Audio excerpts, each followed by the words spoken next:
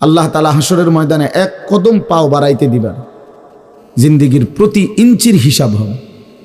আন উমরিহি ফিমা আফনাহু, পুরা হায়াত বান্দা কোথায় ব্যয় করেছো বলো আমাকে, আমার দেওয়া হায়াত। ও আন শাবাবিহি ফিমা আবলাহু, শুধু যৌবনটা কোথায় ব্যয় করেছো সেটা আমাকে আলাদা বলো। ও আন মালিহি মিন আইনা ইকতাসাবাহু ওয়া ফিমা আনফাকাহু, প্রতিটি টাকার ব্যাপারে হিসাব দাও দুইটা। এক, টাকাটা কামাই করছো কেমনে, ব্যয় করেছো কোথায়। ওয়া মাদা আমিলা ফিমা আলিমা, যা যা শিখেছিলা, জেনেছিলে, শুনেছিলে, তা কি পরিমাণ আমল করেছ সেটা বল, সেটা বল। এই জন্য এই বিষয়গুলো জরুরি বাপ। রাসূলুল্লাহ সাল্লাল্লাহু আলাইহি সাল্লাম বলেন, এগুলো উত্তর না দিয়ে কোনো মানব সন্তান হাসরের ময়দানে এক কদম সামনে যাইতে পারবে না, এক কদম সামনে যাইতে। কোরআনুল কারীমের মধ্যে আছে, আল্লাহ তাআলা বলেন, ফাওয়ারাব্বিকা লানাসআলান্নাহুম আজমাইন আম্মা কানু ইয়ামালুন। আল্লাহ তাআলা বলেন, আমার কসম, মানে আল্লাহর কসম, আল্লাহ নিজের কসম করে বললেন, আমি অবশ্যই তোমাদেরকে জিজ্ঞেস করব, অবশ্যই অবশ্যই সকলকে, আজমাইন, সকলকেই আমি আল্লাহ জিজ্ঞেস করব। আম্মা কানু ইয়ামালুন, দুনিয়ার হায়াতে যা তোমরা করেছিলে। এই জন্য আল্লাহ তাআলার আড়াল হওয়ার কোনো সুযোগ নেই, হিসাবের বাইরে আমরা কেউ না। আল্লাহ তাআলা বলেন, সুম্মা লাতুসআলুন্না ইয়াউমা ইদিন আনিন নাঈম। আল্লাহ তাআলা বলেন, ওই বাবা, আরে কি প্লাস্টিকে না, কথা বলো কেন? আল্লাহ তাআলা বলেন, আমার দেয়া প্রতিটি নিয়ামত সম্পর্কে অবশ্যই আমি তোমাদেরকে জিজ্ঞেস করব, প্রতিটা নিয়ামত। হাদিসের মধ্যে আছে, আল্লাহ তাআলা জিজ্ঞেস করবেন, নবী সাল্লাল্লাহু আলাইহি সাল্লাম বলেছেন, আল্লাহ জিজ্ঞেস করবেন, আলাব নসিহ জিসমাক, বান্দা আমি মোট এতদিন তোমার শরীর সুস্থ রাখি নাই, সেইটুকু শুকর কি আদায় করেছ বলো।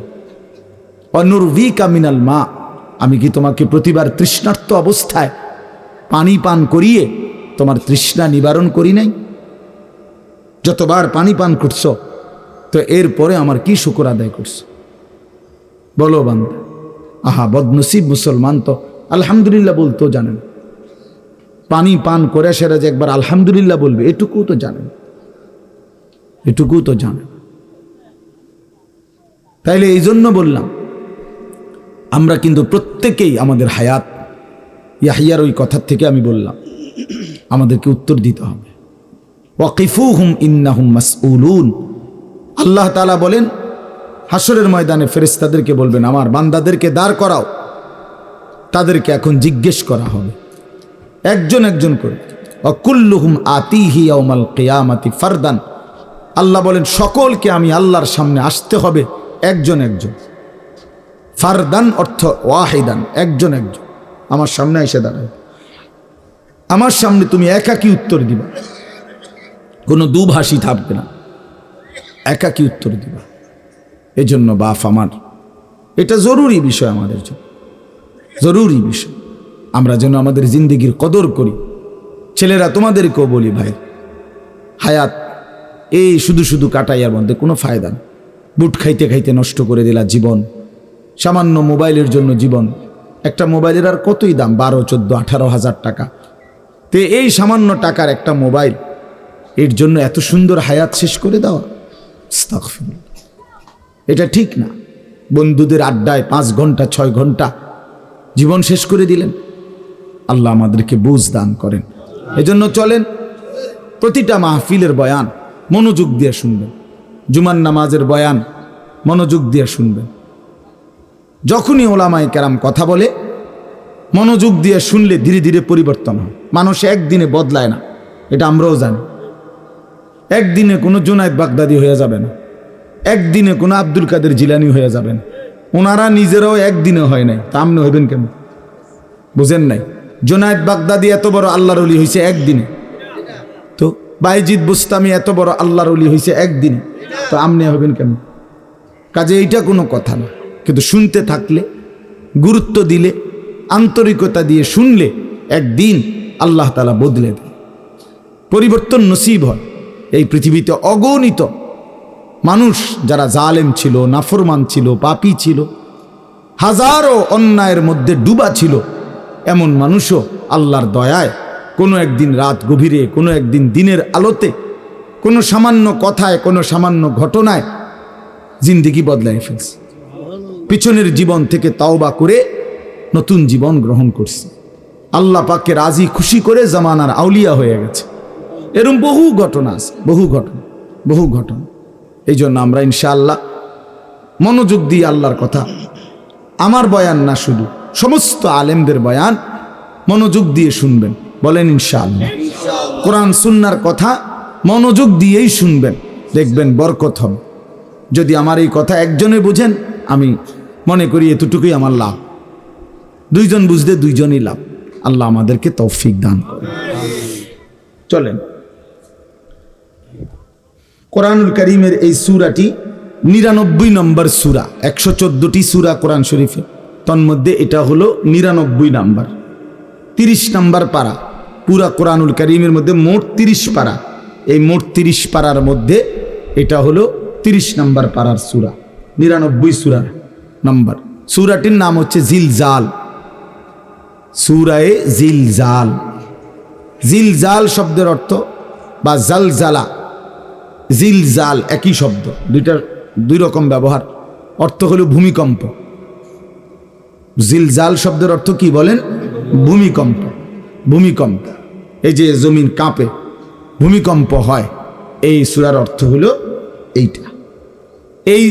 এই ভূমিকম্প বলতে, জিলজাল বলতে আল্লাহ তাআলা কিয়ামতের ভূমিকম্প বুঝাইছে।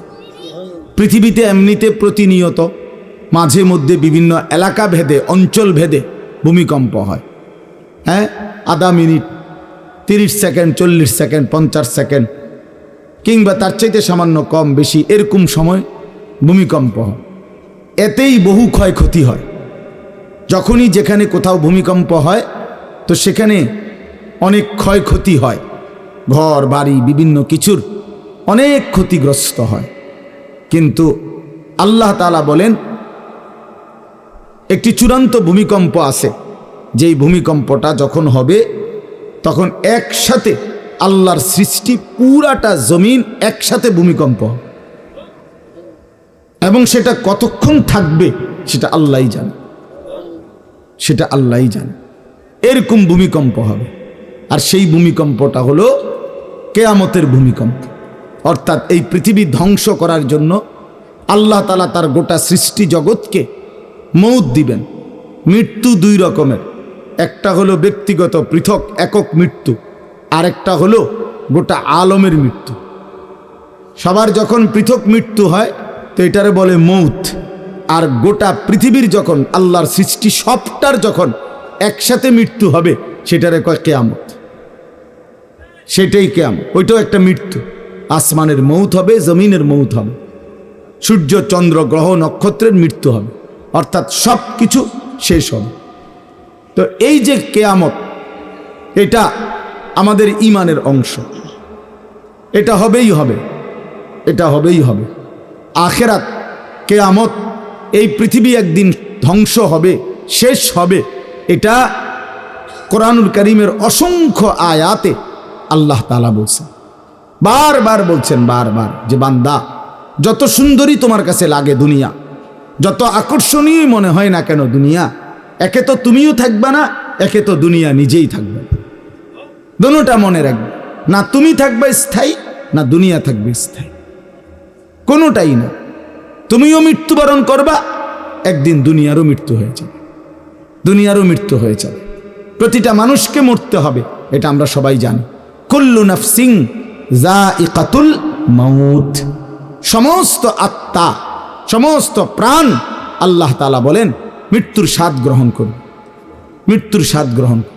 কুল ইন্নাল মাউতাল্লাযী তাফিরুনা মিনহু ফাইন্নাহু মুলাকীকুম, আল্লাহ তাআলা বলেন হে নবী আপনি বলে দেন, ও দুনিয়াবাসী, মৃত্যু থেকে তোমরা যেখানেই পলায়ন করো না কেন, মৃত্যু তোমাদের সাথে সেখানে গিয়েই নিজেই মোলাকাত করবে, সাক্ষাৎ করবে। তুমি ডাকতে হবে না, মৃত্যু নিজেই আসে, মৃত্যু নিজেই আসে।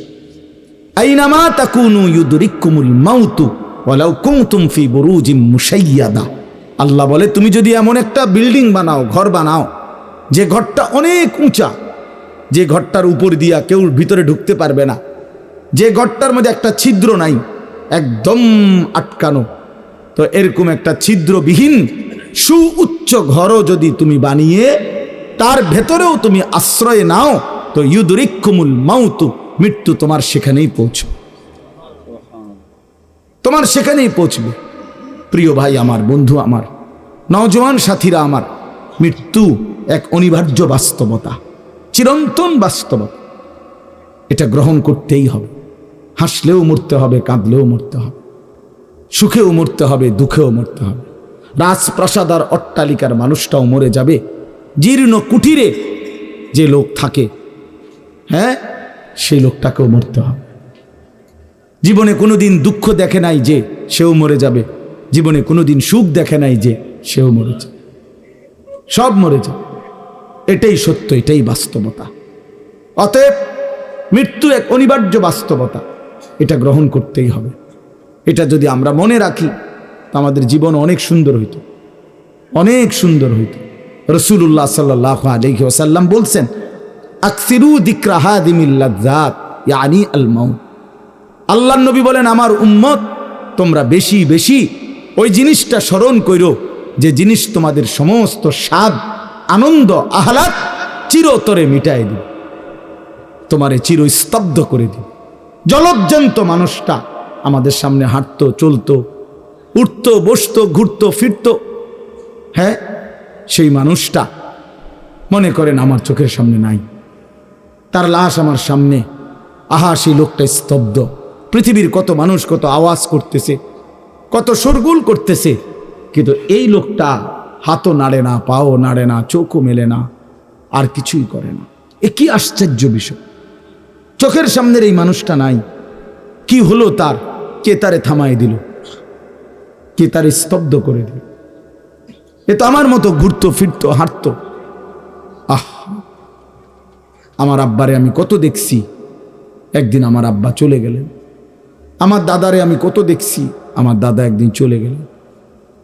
আমার জ্যাঠারে আমি দেখে আসছি, দোয়া করে আসছি, ফুঁ দিয়ে আসছি। এক সপ্তাহ পরে জ্যাঠা ইন্তেকাল করলেন। আবার এক সপ্তাহ পরে আমি গিয়া জ্যাঠার জানাজা পড়াইছি। এই তো বাস্তবতা। যুবক ভাই, তুমিও মনে রাখো, বয়স্ক বাবা আপনিও মনে রাখেন। হাসান বসরি রহমতুল্লাহ আলাই একজন বড় বুজুর্গ ছিলেন। উনি বলতেন, তিনি যখন কোনো যুবককে দেখতেন আর বয়স্ক দেখতেন, তো তিনি যুবকদেরকে বলতেন, ইয়া মা'শারাশ শাবাব ইন্না যারআ কাদ তুদরিকুহুল আহাতু ক্বাবলা আন ইয়াবলুগা। তিনি উপদেশ দিতেন, হে যুবকগণ শোনো, সব ফুল, সব ফল, সব গাছ চারা পরিপক্ক পাকা পর্যন্ত পৌঁছায় না, তার আগেই অগণিত ফুল, অগণিত ফল, অগণিত চারা গাছ ঝরে যায়, ঝরে যায়। এটা উনি মনে করাইতেন মৃত্যুর কথা। উনি এটা বুঝাইতেন, যুবক তুমি দেখো, একটা আম গাছের মধ্যে যতগুলো মুকুল ধরছে ফুল, সবগুলো আম হয় না। যতগুলো আম ধরছিল ছোট ছোট, সবগুলো বড় পাকা পর্যন্ত যায় না, তার আগেই ঝরে যায়। ঝরেই যায় বেশি, থাইকা যায় অল্প। তার মানে যুবক, কিশোর, তরুণ এই বয়সেই মৃত্যু হয় বেশি, বৃদ্ধ পর্যন্ত পৌঁছে কম। পুরা বাড়িতে অনেক সময় এমন হয়, একজনও বয়স্ক লোক নাই, একজনও নাই। আমার ঘর, আমার বাপ চাচাদের যে ঘর, সেখানে আপনার এখন আমার চাচাতো ভাই, জ্যাঠাতো ভাই, আমার ভাই বেরাদর সব মিলাইয়া আমাদের ছেলে পেলে ভাই ভাতিজা মিলে না হয়তো 60-70 জন আছি আমরা, কিন্তু আমাদের একজনও বয়স্ক লোক নাই। আমার দাদাও নাই, দাদিও নাই, জ্যাঠাও নাই, চাচাও নাই, আমার আব্বাও নাই, কেউ নেই। তাইলে কেন এমন হলো? তাহলে বোঝা গেল অধিকাংশই ঝরে যায়, কবরে চলে যায়, মৃত্যু হয়ে যায়। এই জন্য ধোঁকা না খাওয়া। আরেকটা হলো, বয়স্ক লোককে দেখলে উনি বলতেন, হাসান বসরি রহমতুল্লাহ আলাইহি, ইয়া মাশারা শুয়ুখ, হে বৃদ্ধগণ। উনি তাদেরকে জিজ্ঞাসা করতেন যে মা ইউনতাজারু বিসসারআ ইযা বালাগা, যখন কোনো ফসল পাইকা যায় তখন আর বাকি থাকে কি? কি বাকি থাকে? কাটা। কথা বলে না, কি বাকি থাকে? ক্বালু আল হাসাদ, বা কাটাটা বাকি থাকে, পাইকা তো গেছে। তার মানে আপনারা পাইকা তো গেছেন, বয়স তো হয়েই গেছে, আর শুধু মৃত্যুটা বাকি, আর শুধু মৃত্যুটা বাকি। তাইলে যুবককে বলতেন তুমি ভেবো না তুমি বৃদ্ধ হবা, কারণ অসংখ্য ফুল তো আগেই ঝরে যায়, অসংখ্য ফল তো আগেই ঝরে যায়, অসংখ্য গাছ তো আগেই ঝরে যায়। আবার বৃদ্ধকে বলতেন যে আপনার তো আর কিছুই বাকি নাই, আপনি তো পাইকেই গেছেন, এখন শুধু কাটা, কবর, মৃত্যু ছাড়া আর বাকিটা কি? তাহলে মৃত্যু ভুলে না যাওয়া, মউত ভুলে না যাও। রাসূলুল্লাহ সাল্লাল্লাহু আলাইহি ওয়াসাল্লাম বলেন কাফা বিল মাউতে ওয়াইজান, নবীজি বলেন কোন মানুষ যদি মৃত্যুর কথা স্মরণ করে তার ওয়াজের জন্য, নসিহতের জন্য এটাই যথেষ্ট, এটাই যথেষ্ট। আমরা কিতাবে পড়ছি হযরত ওমর রাদিয়াল্লাহু তাআলা আনহু, এত বড় সাহাবী, উনি বলতেন কুল্লা ইয়াউমিন ইউকালু মাতা ফুলান মাতা ফুলান ওয়ালা বুদ্দা মিন ইয়াউমিন ইউকালু মাতা ওমর। তিনি বলতেন হায় শোনো, প্রতিদিন ঘোষণা হয় আজ অমুকের মৃত্যু হলো, অমুকের মৃত্যু হলো, অমুকের মৃত্যু হলো, অচিরেই একদিন ঘোষণা হবে আজ ওমরের মৃত্যু হলো, আজ ওমরের মৃত্যু হলো। উনি বলেন এই ঘোষণা শুনবে খুব দ্রুত একদিন। এই জন্য বাপ, এই আমাদের ব্যক্তিগতভাবে প্রতিনিয়ত মৃত্যু হচ্ছে, ঠিক এভাবে আমরা তো মরছি, একদিন এই গোটা আলমের মৃত্যু হবে, একদিন এই গোটা সৃষ্টিটাই আল্লাহ তাআলা গুটায় ফেলবে। আচ্ছা, কি আশ্চর্য কথা, এটা কি অবাক করা। এক মিনিট যদি কেউ বিবেক দিয়া ভাবে, যারে বলে কি হুজুর, বলেন কি, এত বড় আসমান ভেঙে যাবে, এই সূর্য খসে পড়বে, চাঁদ খসে পড়বে। আল্লাহ তাআলা বলছে ইজা সামাউন ফাতারাত, আসমান ভেঙে যাবে, ওয়া ইদাল কাওয়াকিবুন তাসারাত, তারকারাজি খসে খসে পড়বে, ইজা শামসু কুব্বিরাত ওয়া ইদাল কাওয়াকিবুন তাসারাত। আল্লাহ তাআলা বলছেন সূর্যটা গুটায় ফেলা হবে, পাহাড়গুলো বালির মতো, তুলার মতো উঠতে থাকবে। ইদা রাজ্জাতিল আরদু রাজ্জা, এই জমিনের মাটিগুলো রেজা রেজা। এটা কেমন আশ্চর্য বিষয়, এই গোটা আলমের মৃত্যু হবে।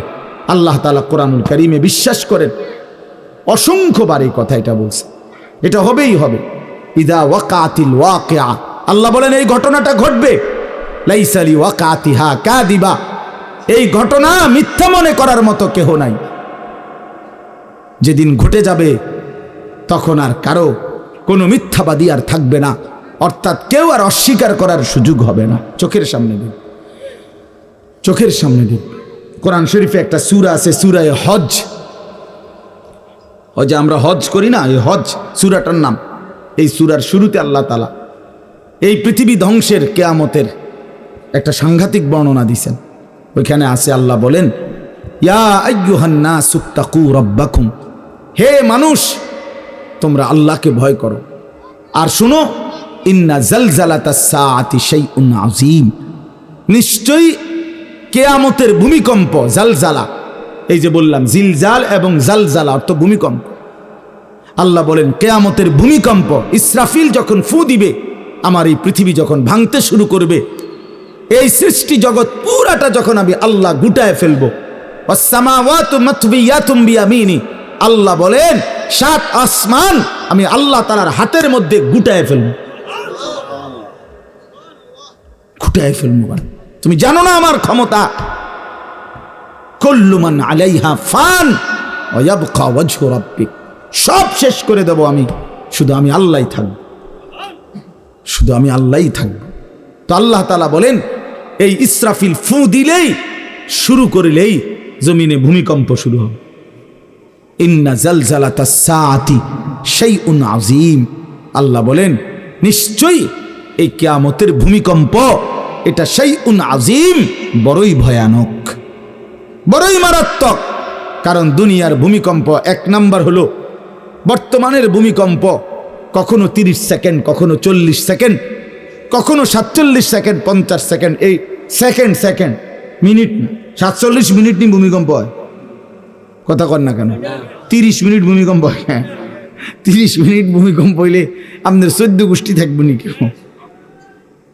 30 সেকেন্ড, 40 সেকেন্ড হয় ভূমিকম্প। এইটুকুতে একে তো সময় সামান্য, দ্বিতীয়ত হলো একসাথে গোটা পৃথিবীতে হয় না, এদিকে হলে ওইদিকে হয় না এরকম। কিন্তু আল্লাহ তাআলা বলেন ইসরাফিল ফু দিলে যেই ভূমিকম্পটা হবে, সেই ভূমিকম্পটা গোটা পৃথিবী একসাথে নাড়ায় দিবে, একসাথে নড়ে। 47 সেকেন্ড না, কতক্ষণ সেটা আল্লাহই জানে। তখন অবস্থা কি হবে? মানুষের আতঙ্ক, এই ভূমিকম্পে আতঙ্ক। হ্যাঁ, আমি একবার চাঁদপুর মাহফিলে ছিলাম, রাত্রে ঘুমাইছি মসজিদের রুমে, ইমাম সাহেবের রুমে। এই সময় ভূমিকম্প আইছে, দরজা খুলে দিছি দৌড়, মসজিদের মাঠে আইছি দাঁড়াইয়া, চাই যে পুরা গ্রামের মানুষ সব আইসা পড়ছে, হই হুল্লোড় চিৎকার, হায় হায়। অথচ সবাই চিৎকার দিতে দিতে ভূমিকম্প শেষ। ভূমিকম্প হয়েছেই তো অল্প একটু, কিন্তু এটুকুর আতঙ্কেই যা হুজুর পাবলিক বরাবর। কিসের হুজুর আর কিসের পাবলিক, বক্তা শ্রোতা সমান। এই এখন মনে করেন ভূমিকম্প হইলে আমরা সব দিমু দৌড়, আমি এনে বুজুর্গি দেখাই বইতাম। হ্যাঁ, আমি একটা বড় হুজুর বেটা প্রধান বক্তা, আমি লড়লে কি মানুষে কি করব? আপনি কি করবেন? আমার সময় কো, আমার জান নিয়ে টানাটানি। আল্লাহু আকবার। তো এই সামান্য ভূমিকম্প, কিন্তু আল্লাহ তাআলা বলেন ইসরাফিল সিংহা ফু দিলে যে ভূমিকম্প হবে বান্দা, সেটা বড়ই ভয়ানক, সেটা সারা পৃথিবী নড়বে একসাথে। তখন কি হবে? মানুষের আতঙ্ক। ইয়াউমা তারাউনাহা তাযহালু কুল্লু মুরদিআতিন আম্মা আরদাআত। এই এক নম্বরে আল্লাহ বলেন যে মা তার বাচ্চাটাকে দুধ পান করাইতেছিল, এই কোলের বাচ্চা, দুধের বাচ্চা, আপন মা তার দুধের বাচ্চা ভুলে যাবে, ফেলে দিবে, ছুঁড়ে মারবে, আর মা পাগলের মতো দৌড়ানো শুরু করবে। কোরআন শরীফের আয়াত। ওয়াতাদাউ কুল্লু যাতি হামলিন হামলাহা। এবং আল্লাহ তাআলা বলেন যে মায়ের পেটের বাচ্চা 10 মাস পূর্ণ হয়ে গেছে, আগামী 2 ঘন্টা 5 ঘন্টা পরে বাচ্চাটা এমনিতেই প্রসব হইতো, আল্লাহ তাআলা বলেন ইসরাফিলের ফু দিলে জমিন যখন কাঁপতে শুরু করবে, তো এই গর্ভধারিণী মা, গর্ভবতী নারী পাগলের মতো এভাবে ছুটবে, দৌড়বে, নিজের গর্ভের বাচ্চা নিজেই পড়ে যাবে। ও তারান নাসা সুকারা, আল্লাহ বলেন মাতালের মতো সমস্ত মানুষগুলো ছুটতে থাকবে। ফাইদা বারিকাল বাসার ও খাসাফাল কামার ও জুমিআ আশ-শামসু ওয়াল কামার। আল্লাহ তাআলা বলে চন্দ্র সূর্য আলোহীন হয়ে যাবে, সূর্য চন্দ্র এক হয়ে যাবে। ও জুমিআ আশ-শামসু ওয়াল কামার ইয়াকুলুল ইনসানু ইয়াউমাইদিন আইনাল মাফার। লোকেরা দৌড়বে আর ছুটবে, মানুষ একে অপরকে জিজ্ঞেস করবে ভাইয়া পালাবো কোথায়, দাঁড়াবো কোথায়? কোথাও তো স্থির কোনো জায়গা নাই, কোথায় দাঁড়াবো? আল্লাহ তাআলা বলেন কাল্লা লা ওয়াজার, না বান্দা, সেদিন আর কোথাও জায়গা মিলবে না। ইলা রব্বিকা ইয়াউমাইদিনিল মুস্তাকার, আজকে শুধুই কেবল তোমার আল্লাহর কাছেই আশ্রয় ঠিকানা। এভাবে বহু আয়াত কোরআনুল কারীমের মধ্যে আল্লাহ তাআলা বর্ণনা করছেন। আমার ভাই, তো এই ইসরাফিলের ফু দিলে গোটা আলমের মৃত্যু হবে, ভূমিকম্প শুরু হবে। তো এই ভূমিকম্প কেন হবে? এই কাঁপতে কাঁপতে সমস্ত কিছু ভাঙ্গা একসাথে, এই সব কিছু আল্লাহর সৃষ্টি, সমস্ত কিছুই জমিনের তলদেশে চলে যাবে। জমিন তখন খালি ফাঁকা, জমিনে তখন কিচ্ছু নাই, কিচ্ছু নেই, একটা সুতা মাটির উপরে থাকবে। এই প্রথমবার ইসরাফিল ফু দিলে সমস্ত কায়নাত, ইনসান, জিন, আল্লাহর সমস্ত সৃষ্টি মাখলুকাত সব জমিনের তলদেশে চলে যায়।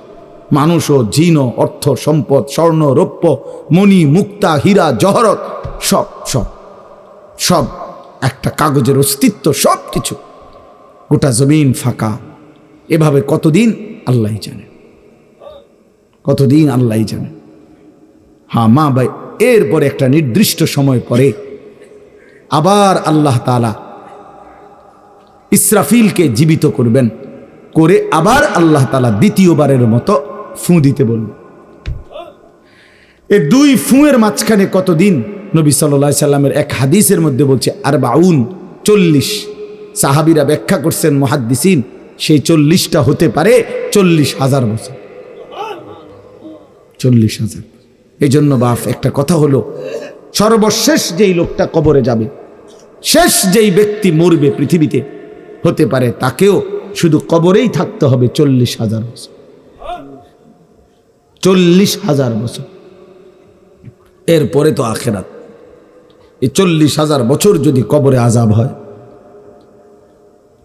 40,000 বছর যদি কবরে আযাব হয় ভাই, তখন কি হবে? এবার ভেবে দেখেন, এখন যারা কবরে যাচ্ছে, হ্যাঁ, নূহ আলাইহিস সালামের জামানায় যারা মারা গেছে, ইব্রাহিম আলাইহিস সালামের জামানায় যারা মারা গেছে, নবীজি সাল্লাল্লাহু আলাইহি সাল্লাম তো 1,500 বছর আগে ইন্তেকাল করছেন, 1450 বছর আগে। তো ওই সময়ে যারা মারা গেছে তারা কবরে পড়ে আছে আজকে 1,500 বছর, 1,500 বছর, 1500 বছর। তাহলে নূহ আলাইহিস সালামের জাতি কত বছর থেকে পড়ে আছে? কোথায় নূহ নবী, কোথায় আমাদের নবী? কত ব্যবধান! এই জন্য বাপ, শুধুমাত্র কবরের বিষয়টাই তো সাংঘাতিক, আখিরাত তো পরের কথা। শেষ ব্যক্তিটাও যদি কবরে থাকতে হয় 40,000 বছর, তো এখনকার মানুষগুলো আছে কত কাল ধরে। তো এই যার কবরে আযাব হচ্ছে, আহা বাপ, সে কি পরিমাণ কষ্ট পাচ্ছে ভাইবা দেখে।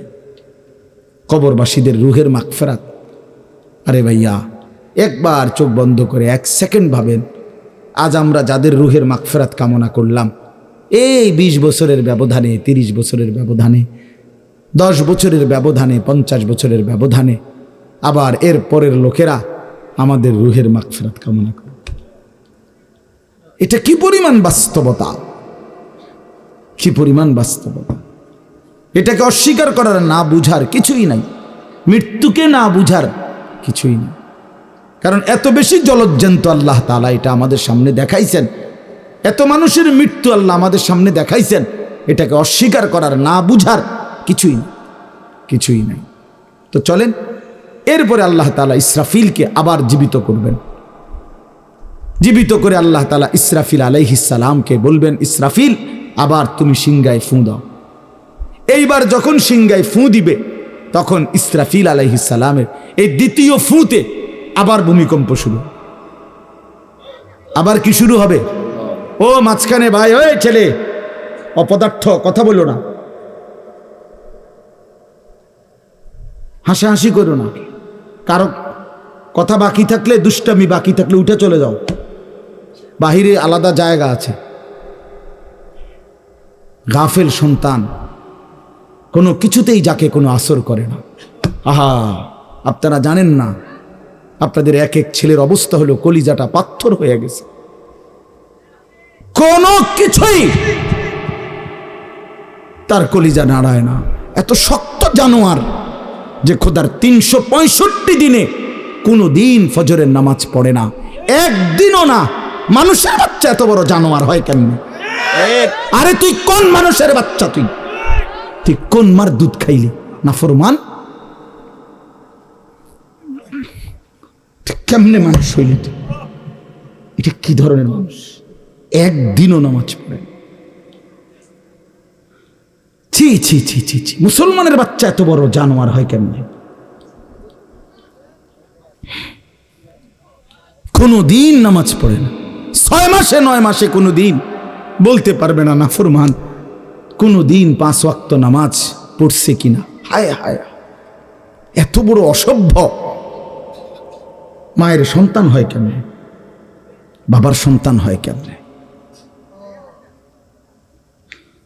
চিন্তা কর, কোনো কিছুই।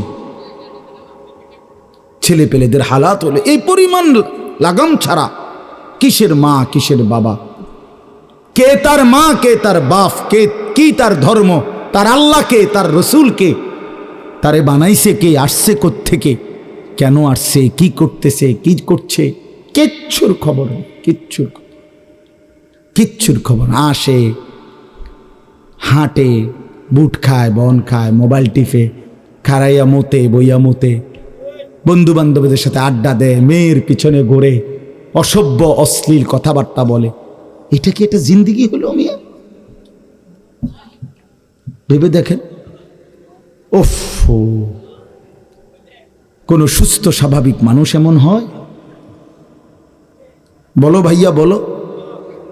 রাগ করো না বাপ, কে তোমা করে মনে করাই দিবে? কেউ মনে করায় না।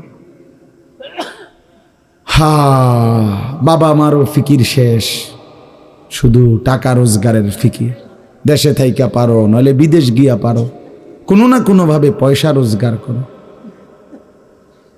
টাকা রোজগার করলে মা বাপ খুশি, টাকা রোজগার না করলে না অখুশি, খালাস। এরপরে ইমান আছে কিনা, ইসলাম আছে কিনা, নামাজ আছে কিনা, কোরআন আছে কিনা, আল্লাহ চিনে কিনা, হালাল হারাম কিনা, জায়েজ না জায়েজ না, এত কিছু আমার দরকার। ফুতেরে জিগায়ও না যে ফুত কামাই যে করতেছ, কি হালাল কামাই করো না হারাম, না, এত কিছুর দরকার কি? টাকা দিতেছে, খাইতেছে, ঘুমাইতেছে, বিল্ডিং করতে আসে, জমি কিনতে আসে, আফেল মালটা খাইতেছে।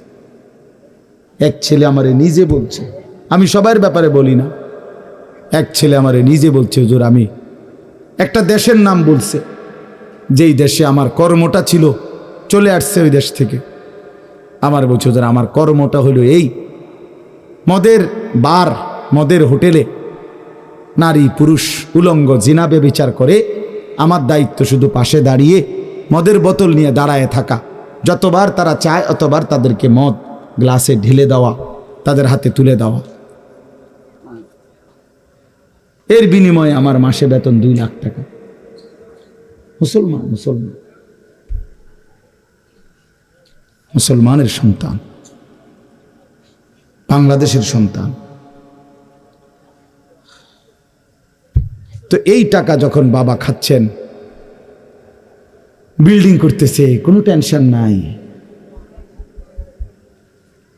আমি আবারও বলছি, আমি সবার জন্য বলি না, ওই বলছে দিকে অট্টা কইছি, কথা বুঝছেন না? আমি তো নাম ঠিকানা বলি নাই। এই জন্য আমার বাপ, ডাক দিয়েন না, ডাক দিয়েন না, একজনও ডাক দিয়েন না, অসভ্যরে ডাক দিয়েন না। হ্যাঁ হ্যাঁ, ডাক দিবেন কেন? হাইওয়ানকে ডাক দিবেন কেন? শুনেন, আপনারাই শুনেন, এত এত মানুষ শুনতে হবে না, কোনো অসুবিধা নাই, কোনো অসুবিধা নাই। আমি তো এটাই বুঝাইতে চাইতেছি, প্রত্যেকটা মানুষ আজকে মুসলমান, আমরা ঘর দেখায়, ফার্নিচার দেখায়, বিল্ডিং দেখায়। হুজুর দোয়া করেন, ঘরটা করছি, হুজুর দোয়া করে, কিতা দোয়া করতে হবে না, কিতা দোয়া করতে, বিল্ডিং এর দোয়া কিতা, আবার ইট বালুর লেগে দোয়া করে লাভ কি বেড়া? হুজুর মোটরসাইকেল কিনছি, হুজুর দোয়া করে দেন, কিতা দোয়া করতো, কি মোটরসাইকেলের দোয়া কিতা? আবার আজীব লাগে না? বাস্তব এগুলো সার ডালাই দিই আজকে, দোয়া করে দেন, সার ডালাই দোয়া। হ্যাঁ, ওটা সার ডালাই করে, ওটার ফুতে মোবাইলে অশ্লীল উলঙ্গ ছবি দেখে। ওটার সন্তান উনি দাঁড়াইয়া রয়েছে মিস্ত্রিগো সামনে, ওনার গাম বাইয়া বাইয়া পড়তেছে ছাদ ডালাইয়ের দিন, আর অসভ্য জানোয়ার সন্তান বন্ধুদের সাথে উলঙ্গ ছবি দেখতেছে। ওই জানোয়ারের জন্য উনি ছাদ ডালাই দিতেছে, ওই হাইওয়ানের জন্য উনি ঘর করে দিয়ে দিতেছে। উনি কবরে জায়গা ঘর করে দিয়ে গেছে, এর জন্য ঘর করলেন? ছি ছি ছি ছি ছি। আমার দেওয়া ঘরে আমার কষ্টের কমাইয়ে এখানে বসে বসে রঙিন ছবি দেখবে, উলঙ্গ দৃশ্য দেখবে ঘরে শুয়া শুয়া সারা রাত। এর জন্যই আমার জীবনের এই অর্জন, এই ছিল আমার উপার্জনের উদ্দেশ্য। কতবার বললে বুঝবেন? কেমনে বললে বুঝবেন? কারে বললে বুঝবেন? আল্লাহ মাফ করে দেন। চলেন বাপ। তো বলতেছিলাম আল্লাহ তাআলা ইসরাফিল আলাইহিস সালামকে বলবেন আবার ফু দাও। তো তিনি দ্বিতীয়বারের মতো ফু দিলে জমিন আবার ভূমিকম্প শুরু হবে। এই ভূমিকম্পে জমিন কাঁপতে কাঁপতে এইবার জমিনের তলদেশে ওই প্রথমবার ফু দেওয়াতে ভূমিকম্প কাঁপতে কাঁপতে সব উপরে যা ছিল সব নিচে চলে গেছে। মনে আসেনি এটা কইছি? তাহলে উপরটা কি? ফাঁকা। এইবার নিচে যা ছিল সব উপরে চলে আসবে। এই আসলেই এটা হাসরের মাঠ। সমস্ত নিচের জিনিস যা কিছু একেবারে মানুষ, গরু, ছাগল, হাঁস, মুরগা, জিন, ইনসান, গদ, দুয়ার, বাজার, ব্যবসা, দোকান, টাকা, হীরা, জহরত, মণি, মুক্তা, টাকা পয়সা, অর্থবিত্ত সব সোজা কথা জমিনের তলদেশের সব কিছু জমিনের উপরে উঠে আসবে। এই উঠে আসলেই এটা হাসরের মাঠ। এইটা এই হাসরের মাঠ কোনটা জানেন? এই যেখানে বসে আছেন এখন এটাই হাসরের মাঠ। এই জমিনের উপরেই হাসরের মাঠ। বাকি শুধু আল্লাহ কোরআন বলছে ওয়া ইদাল আরদু মুদ্দাত, আমি আল্লাহ জমিনটাকে টেনে আরো লম্বা করে দেব, আরো বড় করে দেবো আর কি, প্রশস্ত করে দেবো। কারণ ওই যে পিসের মানুষ খারাপ লাগবে না? মানুষ তো দাঁড়াই বসেই আদম আলাইহিস সালাম থেকে নিয়া তো মানুষ বেশি না? মানুষ, গরু, ছাগল, হাঁস, মুরগা, জিন, ভূত সব খারাপ না? সব দাঁড়াবে তো। এই জন্য আল্লাহ তাআলা বলেন জমিন আমি প্রশস্ত টেনে দিব, লম্বা করে দিব, এতটুকু। বাকি এটাই হাসরের মাঠ, এটাই হাসরের মাঠ। এই কথাটাই এখানে আল্লাহ তাআলা উল্লেখ করছেন। ইদা জুলজিলাতিল আরদু জিলজালাহা, যখন দ্বিতীয়বারের মতো ইসরাফিলের ফু দিলে জমিনের ভূমিকম্প শুরু হবে। ওয়া আখরাজাতিল আরদু আসকালাহা, আল্লাহ তাআলা বলেন তখন জমিন তার তলদেশে যা ছিল সমস্ত জমিনের তলদেশে, এগুলো এতদিন জমিনের বোঝা ছিল, বোঝা মানে মাটির নিচে, এগুলো সে মনে যেন ফুজা কান্দে লইছে। এবার ওয়া আখরাজাতিল আরদু আসকালাহা, জমিন তার বোঝা মানে জমিনের তলদেশে যা ছিল সে এবার তা জমিনের উপরে উঠাই দিবে, উপরে উঠাই দিবে। এরপরে আশ্চর্য কথা শুনেন, এরপরের কথাটার জন্য রাসূলুল্লাহ সাল্লাল্লাহু আলাইহি সাল্লাম হাদিসে বলছেন, এই ভাই শুনেন, ছেলেরা তোমরাও শোনো। নবী সাল্লাল্লাহু আলাইহি সাল্লাম বলেন এই জমিনের তলদেশ থেকে যখন সবকিছু উপরে উঠে আসবে তখন অর্থ সম্পদ, হীরা জহরত, মণি মুক্তা, স্বর্ণ রৌপ্য এগুলো স্তূপ আকারে উঠে আসবে জমিনের উপরে, মানে হাসরের মাঠে। তো নবীজি একেবারে স্পষ্ট হাদিস, নবীজি সাল্লাল্লাহু আলাইহি সাল্লাম বলেন তখন এই স্বর্ণ রৌপ্য, টাকা পয়সা, হীরা জহরত এগুলো, এই অর্থ সম্পদগুলো আল্লাহর কুদরতে কথা বলবে। স্বর্ণের টুকরা কথা বলবে, কথা বলবে, রৌপ্যের টুকরা কথা বলবে, এগুলো কথা বলবে। কথা কি বলবে? এগুলো তখন ওই নাফরমান মানুষগুলোকে ডাক দিবে, ডাক দিবে, আইয়ুহাস সারিক, হে চোর, এদিকে এই সম্পদের জন্য চুরি করেছিলে, আজ যা দরকার নেও। আইয়ুহাল কাতি, হে ডাকাত, এদিকে এদিকে আসো, এই সম্পদের জন্য ডাকাতি করছিল, আজ নেও। হে আত্মীয়তার, আইয়ুহাল কাতি, আত্মীয়তার সম্পর্ক ছিন্নকারী ব্যক্তি, আসো। এই জন্য ভাইয়ের সাথে যুদ্ধ করছো, বোনের সম্পদ নষ্ট করছো, চাচারে সম্পত্তি দাও নাই, এই জন্য, এই দুনিয়ার জন্য নেও, এখন নাও, এখন যা লাগে নাও। এইভাবে প্রত্যেক নাফরমান পাপীকে, হে হারামখোর, সুদ করে দিগা, এখানে টাকা যা লাগে নে, নে বাটপার, এখান থেকে টাকা নে, কি পরিমাণ টাকা দরকার ছিল তোর, নে। এইভাবে রাসূলুল্লাহ সাল্লাল্লাহু আলাইহি সাল্লাম বলেন দুনিয়ার এই সম্পদগুলো কথা বলবে আর ডাকবে। ডাকলে মানুষ, আচ্ছা এটা তখন কেরম লিখবো? কথা বোঝেন নাই? এটি যখন কথা বলবে, ডাকাডাকি করবে, মানুষ কি বলবে? লোকেরাও তো সবাই দাঁড়াইছে, মানুষও তো দাঁড়াইছে, তারারই তো ডাকতেছে, তো তারা কি বলবে? ওয়াকালাল ইনসানু মা লাহা, আল্লাহ নিজেই বলতেছে, লোকেরা তখন মানুষগুলো বলবে মা লাহা, এটা কি হলো? আরে এইটা কি কারবার? এগুলো কথা বলে কেমনে? এগুলো কি কয়? এরা আমারে চিনলো কেমনে? আমি যে সিটার, আমি বাটফারে চিন্না লাগলো। ইন্নারিল্লাহ, একেবারে পুরা ধরা অনবিচার আচার কিছুই শুরু হয়েছে না, এখনই বেজ্জুতি, বাকিটা তো অবস্থা খারাপ। মানে অর্থাৎ মানুষগুলো অবাক হয়ে বলবে, মা লাহা, কি হলো জমিনে, কি হলো এগুলোর, এরা এমন করছে কেন, এরা কথা বলছে কেন? আল্লাহ বলেন ইয়াউমাইদিন তুহাদ্দিসু আখবারাহা। আল্লাহ তাআলা বলেন, বান্দা হে কি দেখছো হবে? এই মাত্র দেখলা স্বর্ণ রৌপ্য টাকা পয়সা কথা বলে, এখন না দেখবা আসল খেলাটা। ইয়াউমাইদিন তুহাদ্দিসু আখবারাহা, আল্লাহ বলেন এখন দেখবা সরাসরি এই হাসরের মাঠে তোমার সামনে, তোমার পায়ের নিচের জমিন, তোমার পুরা জিন্দেগির কথা, তোমার যত তথ্য, ভালো কিংবা মন্দ, নেক কিংবা গুনাহ, তোমার সমস্ত কিছু, রাতের কিংবা দিনের, একাকী কিংবা প্রকাশ্যের, গোপন কিংবা আড়ালের, আল্লাহর কসম জমিন সবটা এখন তোমার সামনে বলে দিবে। ইয়াউমাইদিন তুহাদ্দিসু আখবারাহা। রব্বুল আলামিন বলেন জমিন সবটা কথা বলে দিবে, ভালোটাও মন্দটাও, আলোটাও অন্ধকারটাও, একাকীও অন্ধকারেও, প্রকাশ্যেও, সবার মাঝে সব বলে দিবে। রাতের চুরি বলে দিবে, রাতের তাহাজ্জুদটাও বলে দিবে, মদের আড্ডার কথাও বলে দিবে, জুয়ার আড্ডার কথাও বলে দিবে। সারা রাত যুবক উলঙ্গ ছবি দেখেছ, আল্লাহর কসম সেটাও বলবে। যে যুবক মালিকের সেজদা দিয়েছে সেটাও বলবে।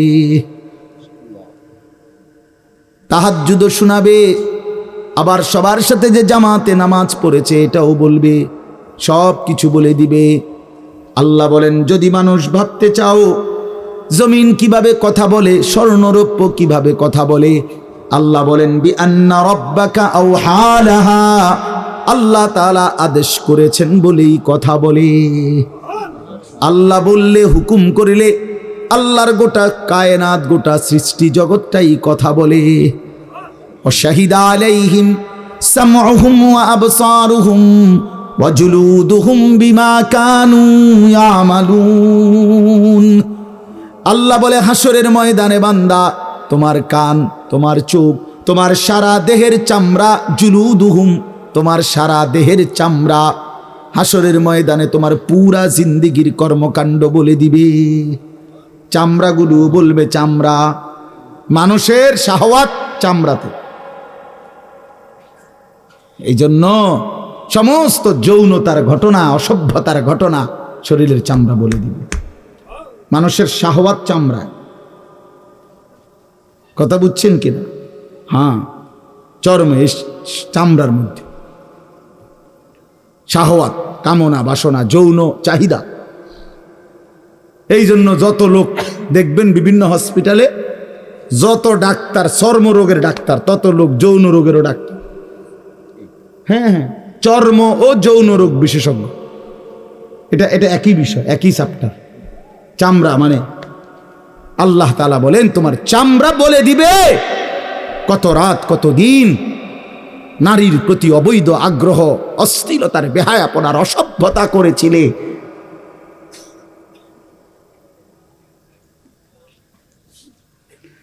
হায় হায়, বিআন্না রাব্বাকা আওহা লাহা। আল্লাহ বলেন আমি আল্লাহ হুকুম করেছি বলে কথা বলল। এই জন্য আল্লাহ হুকুম করিলে চামড়াও কথা বলে, কানেও কথা বলে। এখন কি কানে কথা বলে? কিন্তু সেদিন বলবে। চোখেও কথা বলবে, এখন চোখ কথা বলে না। মানে সব কিছুর জবান খুলবে, সব কিছুর জবান। আপনারা বলেন, আমরা তো মনে করি জিহ্বায় কথা বলে না, জিহ্বায় কথা বলে না, আল্লাহর হুকুম হইলে কথা বলে। নাহলে যেই লোক বোবা, তারও তো জিহ্বা আছে না? তো সে কথা বলে না। যে লোক কানে শুনে না, তো তার কি আপনার এইভাবে কান বলতে কিছু নাই? তো সে শুনে না কেন, কথা বলেন না কেন? আল্লাহর হুকুম।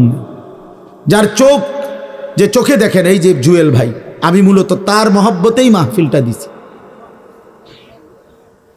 তো এই যে দেখে না, তো তার এভাবে তো চোখ আছে, সে দেখে না কেন? আল্লাহ তাআলার হুকুম নাই বলে দেখেন, ঠিক কিনা বলেন না কেন? মজার বিষয় হলো রাসূলুল্লাহ সাল্লাল্লাহু আলাইহি সাল্লাম হাদিসে স্পষ্ট বলেছেন, বিশ্বাস করেন, একেবারে বিশুদ্ধ হাদিস। আল্লাহ তাআলা তার দুইটা চোখ নিয়ে গেছে। নবীজি বলছেন, সে যদি সবর করে আল্লাহর হুকুমের উপরে চলতে পারে, রাসূলুল্লাহ সাল্লাল্লাহু আলাইহি সাল্লাম বলেন, আল্লাহ তাআলা তাকে এই দুইটা চোখ নিয়ে যাওয়ার কারণে, অন্ধ বানানোর কারণে সে যে সবর করলো, আল্লাহ রসুল বলছেন আল্লাহ তাআলা নিশ্চিত তাকে জান্নাত দান করবে। এই জন্য তুমি ভাই সবর করো। মালিকের এই দুনিয়া দেখতে পারলা না তো অপেক্ষা করো, একদিন জান্নাত দেখবা, জান্নাতের হুর দেখবা, তো আরো মজা হবে যে আমি প্রথমেই জান্নাতই দেখলাম, জান্নাতই দেখলাম।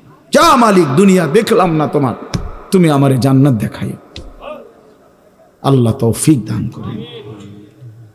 ইয়াউমাইদিন ইয়াসদুরুন নাসু আশতাতাল লিয়ুরাউ আমালাহুম, আল্লাহ বলেন তখন দলে দলে ফেরেশতারা মানুষগুলোকে লাইনবদ্ধ সারিবদ্ধ করে দলে দলে বানাবে। লোকেরা পরস্পর, প্রত্যেকটা মানুষকে ফেরেশতারা আলাদা আলাদা গ্রুপ বানিয়ে দেবে হাসরের ময়দানে। তখন প্রত্যেকে এই গ্রুপে গ্রুপে দলে দলে লিয়ুরাউ আমালাহুম, নিজেদের আমল নামা, নিজেদের আমল দেখবার জন্য সামনে এগিয়ে যাবে। অর্থাৎ প্রত্যেককে তারা আমল নামা দেখবার জন্য, দেওয়ার জন্য নির্দিষ্ট জায়গায় নিয়ে আসবে। নেওয়ার পরে সেখানে প্রত্যেকের ফাইল, প্রত্যেকের খাতা আমল নামা তার হাতে তুলে দেওয়া হবে। দিলেই সে দেখবে। আল্লাহ বলতেছেন, ফামান ইয়ামাল মিসকালা যাররাতিন খায়রান ইয়ারা, এক বিন্দু, এক অণু পরিমাণ, পরমাণু পরিমাণ, সামান্য থেকে সামান্য পরিমাণও নেকি, কল্যাণ, তাও তুমি দেখতে পাবা। ওমান ইয়ামাল মিসকালা যাররাতিন শাররান ইয়ারা, বিন্দু থেকে বিন্দু মন্দ যা করেছিলে তাও তুমি দেখতে পাবে। এক জাররা, মূলত জাররা বলে তাফসীরের মধ্যে লিখছে লা ওয়াজনা লাহু লা জিনাতা লাহা, যেটার কোনো ওজন হয় না, এত সামান্য, এত সামান্য, ওজন নাই, মানে 100 গ্রামও না, 10 গ্রামও না, 1 গ্রামও না, আধা গ্রামও না, এত সামান্য, এটা কোনো ওজন নাই, ওজন নাই, ওজন আসে না আর কি, ওজনে হয় না, এরে বলে জাররা। তাফসীরের মধ্যে লিখছে, কোনো ব্যক্তি, হযরত আব্দুল্লাহ ইবনে আব্বাস বলেন, কোনো ব্যক্তি যদি মাটিতে এমনি হাত মারে, মানে হাত লাগাইয়া আবার উঠাই লাইছে, তখন এই যে বালুগুলো লাগছে, এই বালুর যেগুলো হাত থেকে ঝরে পড়ে কণা, এগুলো তার চাইতে সামান্য এক জাররা। আমার উস্তাদ বলছিলেন ছাত্র জীবনে আমাদেরকে, যে মানুষ যে কাপড় ধুইয়া চিপে, কাপড় এমনি চিপ্পা রৌদ্র দেয় না, মানে চিপ্পাই তো ফানি ফেলায়, তো কাপড় চিপ্পা সাইরা মানুষের একটা স্বভাব হইল রৌদ্র দেওয়ার আগে এটার একটা ঝাড়া মারে, লুঙ্গিটারে একটা আগে কি মারে, ঝাড়া দিয়া এরপরে দেয়। এই যে লুঙ্গিটা ঝাড়া দিলে যে ছোট্ট ছোট্ট পানির ফোঁটা ছিটকাইয়া পড়ে, এই ফোঁটা, এগুলো পিচ্ছি পিচ্ছি, এগুলো এক একটা জাররা, অথবা তার চাইতে ছোট। এটার ওজন আসবে না, এটা 1 গ্রামও হবে না, আধা গ্রামও হবে না। এই সামান্য ভালোটাও তুমি দেখবা, মন্দটাও দেখবা। কেমনে আড়াল করবেন ভাই? নিজেকে আড়াল করবেন কেমনে? বাপ যুবক, তুমি কেমনে আড়াল করবা? কোরআন শরীফে আছে, আল্লাহ বলেন, ইয়াউমা তুবলাস সারাইর, বান্দা আমি হাসরের ময়দানে তোমার অন্তরের গোপন বিষয়গুলো, যেগুলো কেউ শুনে নাই, তুমিও বলো নাই, শুধু মনে মনে কল্পনা করছিলা ভালো কিংবা অসৎ, সেগুলো হাসরের ময়দানে তোমার সামনে খুলে দেব। হ্যাঁ, আফালা ইয়ালামু ইযা বু'সিরা মা ফিল কুবুর ওয়া হুসিলা মা ফিস সুদূর।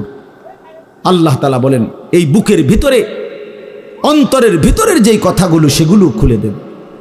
এই জন্য আজকে আমার কথা এখানেই শেষ। আমি এতটুকু কথাই বলতে চাই, এই 99 নম্বর সূরাটা আমাদেরকে এই কথার সবক দিচ্ছে যে আমরা আমাদের জিন্দেগির 1 সেকেন্ড, একটি নিঃশ্বাস আড়াল করবার সুযোগ নেই। হিসাব দিতে হবে, হিসাব দিতে হবে। 1 মিনিট, 1 সেকেন্ড, 1 পলক, 1 লম্হা, 1 মুহূর্ত আমাদের আড়াল করবার সুযোগ নাই ভাই। ভালোটার প্রতিদানও নিতে হবে, মন্দটারও প্রতিদান নিতে হবে। তাইলে কেন জীবন নষ্ট করব? কেন হায়াত নষ্ট করব? আমার অনুরোধ রইল, যতগুলো যুবক ছেলে আছো ভাই, তোমাদের কাছে অনুরোধ, মাওলানা কথা বলবে, এরপরে আরও একটু বয়ান হলে এরপরে দোয়া হবে, কিন্তু আমার মাঝখান দিয়ে এই কথাটাই আমি অনুরোধ করে বললাম, প্রত্যেকেই দয়া করে আল্লাহর ওয়াস্তে নিজের জীবনের কদর করো ভাই। আমার এটাই শেষ কথা। যুবক ছেলেরা, তুমি আমার সাথে এখন যাইবা না, আমিও তোমার সাথে যাব না। এই দুনিয়াও যেমন আমি আলাদা চলে যাচ্ছি, আপনারাও আলাদা চলে যাবেন, কিন্তু বাস্তব কথা হলো আমি আপনি প্রত্যেকে আলাদা আলাদা কবরে আখেরাতে আল্লাহর সামনে মুখোমুখি হইতে হবে। এই জন্য হাত জোর করে অনুরোধ করছি ভাই, নিজেরে নষ্ট করো না। একটা ছেলেও যদি বুঝো, আমার অনুরোধ রইল তোমার প্রতি, তুমি নষ্ট হইও না, চরিত্রহীন হইও না, তুমি হায়াতটা শেষ করে দিও না, কষ্ট পাইবা। এই নারী ছবি, অশ্লীল দৃশ্য, উলঙ্গপনা, বেহায়াপনা, এই জেনা ব্যভিচারের দৃশ্য, এগুলো দেখো না। চেষ্টা করো 5 ওয়াক্ত নামাজ পড়তে, 5 ওয়াক্ত নামাজ পড়তে হিম্মত করলে পারবা ভাই। পেশাব পায়খানার পরে টয়লেট পেপার ব্যবহার করো, পানি ব্যবহার করো, দেখবা শরীর পবিত্র থাকলে আল্লাহর ইবাদত করতেও মন চাইবে। মূলত মানুষ অনেকের যাদের নামাজ ছুটে যায়, তাদের একটা বড় কারণ হলো তার শরীর অপবিত্র, শরীর নাপাক, আর নাপাক দেখে নেক কাজের তামান্না, আগ্রহ জাগে না। এই জন্য ওই যে পেশাব করে পানি নেয় না, টয়লেট পেপার ব্যবহার করে না, এই অসভ্য এই কারণে নামাজ পড়তে চায়। বাস্তব কথা এটা। এর তখন আর হায়া লজ্জা থাকে না। এই জন্য সবাই মিলে ইনশাআল্লাহ নামাজ পড়ে নিজেদের স্ত্রী, কন্যা, বোনকে পর্দা পশিদায় রাখতে চেষ্টা করেন। যে মেয়েটার পর্দা নাই, যে মহিলার পর্দা নাই, বিশ্বাস করেন যে তার নিজের ইজ্জত, নিজের কদর, নিজের সতীত্ব, নিজের পর্দার কদর বোঝে না। এটা কোনো নারী না, এটা কোনো মহিলা না, এটা প্লাস্টিক জাতীয় কিছু হইতে পারে। এটা এক ধরনের প্লাস্টিক, এটা এক ধরনের অসভ্য। যে নারী বেপর্দা, যেই মেয়ে দুশ্চরিত্র, যেই মেয়ে চরিত্রহীন, যেই মেয়ে বেহায়ার মতো চলে, সে শুধু নিজের ক্ষতি করে না, সে একটি সমাজ নষ্ট করে, একটি মহল্লা শেষ করে দেয়। এই আগুন সারা মহল্লায় জ্বালায়া দেয়, তার রূপের যৌবনের আগুন জ্বালায়া অসংখ্য যুবকের জিন্দেগি নষ্ট করে দেয়। এই জন্য ওই জানোয়ার মনে রাখতে হবে, ওই অসভ্য নারী যতগুলো ছেলে তাকে দেখে অবৈধ কামনা বাসনা করছিল, এই সমস্ত যুবকের সমপরিমাণ গুনাহ ওই অসভ্য মেয়ে, ওই নর্তকী, ওই ব্যভিচারিণী নারী, তাকে ভোগ করতে হবে। এত সোজা না। এই জন্য বাবাদেরকে বলি, ছেলেদের দিকে কদর করেন, মেয়ের দিকে নজর দেন, স্ত্রীর দিকে নজর দেন। ওই খাট পালং দেখাইয়েন না, বিল্ডিং উল্ডিং দেখাইয়েন না, ইতান দেখাইয়া লাভ নাই। হুইতে লাইলে সবারই ঘুমাইয়ালায়, পরিশ্রম করে ঘুমাইলে এত কিছু লাগে না। কত মানুষ আছে এরকম যারা ফাওড়াও দোয় না, জুতাই নাই, বেটা ফাও দিব কি দিয়া বেটা। হ্যাঁ, সময় কই, এতটা ক্লান্ত থাকে যে শুইলেই কি এসে পড়ে ঘুম আইসা। আল্লাহ আমাদের সবাইকে কদর করার তৌফিক দান করেন। আজকের এই মাহফিলকে আল্লাহ তাআলা ভরপুর বরকত দান করেন। আল্লাহ তাআলা আপনাদের সবাইকে কবুল আর মনসুর করেন। আমরা সবাই বসেন, মনোযোগ দিয়ে শুনেন, ইনশাআল্লাহ আল্লাহ তাআলা আপনাদেরকে উত্তমভাবে বিনিময় দান করেন। আমিন। সুবহানাল্লাহি।